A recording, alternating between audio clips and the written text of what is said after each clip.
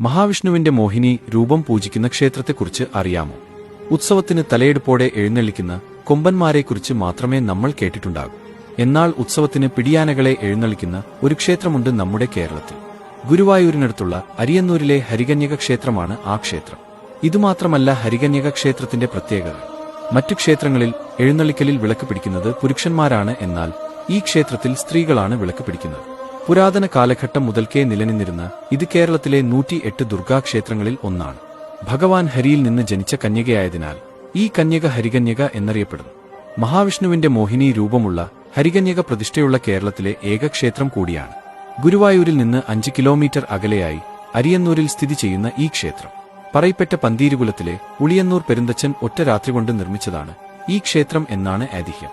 പണി തീർന്നു കഴിഞ്ഞപ്പോൾ ക്ഷേത്രത്തിന് ഒരു കോട്ടമുള്ളതായി പെരുന്തച്ചൻ കണ്ടെത്രേ. തുടർന്ന് അദ്ദേഹം ഉളിവച്ച് ക്ഷേത്രത്തിന്റെ കോട്ടം പരിഹരിച്ചെന്നാണ് കഥ.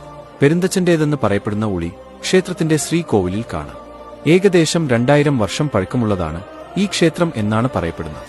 ഹരികന്യകപുരം എന്നായിരുന്നു പണ്ടുകാലത്ത് അരിയന്നൂർ അറിയപ്പെട്ടിരുന്നത്. ഹരികന്യകാപുരം ലോപിച്ചാണ് അരിയന്നൂർ എന്ന സ്ഥലപ്പേരുണ്ടായത്. വിഷ്ണുവിനെ കന്യകയായി പ്രതിഷ്ഠിച്ചിട്ടുള്ള ഈ ക്ഷേത്രത്തിന്റെ പ്രതിഷ്ഠയ്ക്ക് കിഴക്കോട്ടാണ് ദർശനം. ദേവന്മാരും അസുരന്മാരും അമൃതിനു വേണ്ടി പാലാഴി കടഞ്ഞ കഥ പ്രശസ്തമാണല്ലോ. പാലാഴി കടഞ്ഞ് അമൃത് കിട്ടിയപ്പോൾ അസുരന്മാർ അത് തട്ടിയെടുത്തു കൊണ്ടുപോയി. അസുരന്മാരിൽ നിന്ന് അമൃത് കൈക്കലാക്കുവാൻ വേണ്ടിയാണ് വിഷ്ണു ആദ്യം മോഹിനി അവതാരം സ്വീകരിച്ചത്. ശിവനിൽ നിന്ന് വരം നേടിയ ഭസ്മാസുരനെ നിഗ്രഹിക്കാനും വിഷ്ണു അവതരിച്ചത് മോഹിനിയുടെ രൂപത്തിൽ ആണ്. അയ്യപ്പൻ ജനിച്ചത് മോഹിനിയുടെ പുത്രനായിട്ടാണ് എന്നതിനാൽ കേരളത്തിൽ വിഷ്ണുവിന്റെ മോഹിനി അവതാരത്തിന് ഏറെ പ്രാധാന്യമുണ്ട്.